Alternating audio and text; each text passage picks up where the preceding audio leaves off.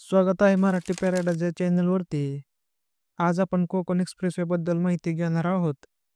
सध्या महाराष्ट्रामध्ये अनेक एक्सप्रेसवेज बनत आहेत, जे शेजारील राज्यांना आणि महाराष्ट्रामधील जिल्ह्यांना जोडतील.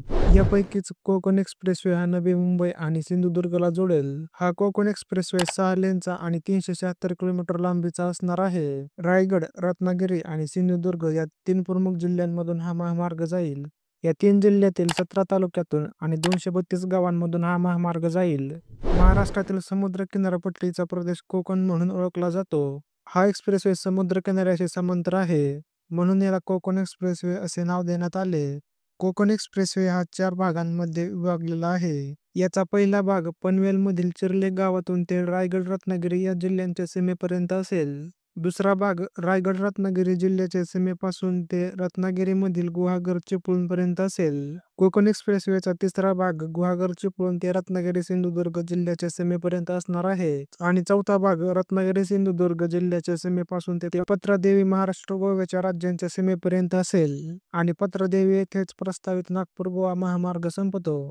कोकण एक्सप्रेसवेचा सध्या DPR बनवण्याचे काम सुरू आहे. MSRDCने प्रकल्पाच्या पर्यावरण मंजुरीसाठी अर्ज केला आहे. सर्व पर्यावरण मंजुरी मिळाल्यानंतर याचा DPR येईल.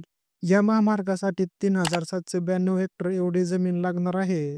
त्यापैकी 176 हेक्टर जमीन वन विभागाअंतर्गत येते. या मार्गावरील विविध गावांमधून भूसंपादन मोजणीचे काम सुरू करण्यात आले आहे, तर काही ठिकाणांहून या मार्गाच्या भूसंपादनासाठी विरोध सुद्धा होतोय. MSRDCने सांगितले की कोकण एक्सप्रेसवेचा पर्यावरण आणि हवामान बदल मंत्रालयाकडे प्रस्ताव पाठवण्यात आला आहे. या महामार्गावरती 14 इंटरचेंज असणार आहेत.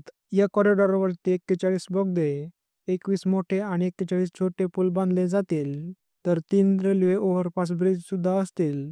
कोकण एक्सप्रेसवे पुढील प्रमुख शहरांना कव्हर करणार आहे: पनवेल, पेण.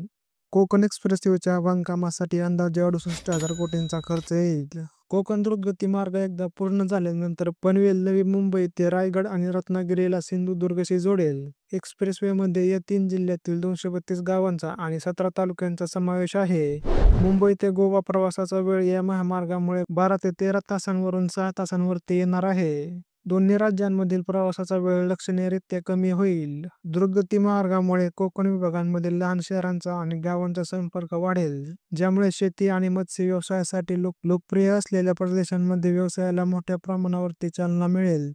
पण कोकण एक्सप्रेसवेला मोठ्या प्रमाणावरती विरोध होताना सुद्धा दिसत आहे, कारण यासाठी मोठ्या प्रमाणात कोकणातील जंगलतोड होईल. व्हिडिओ कसा वाटला ते कमेंटमध्ये सांगा आणि सबस्क्राईब करा असेच व्हिडिओ पाहण्यासाठी.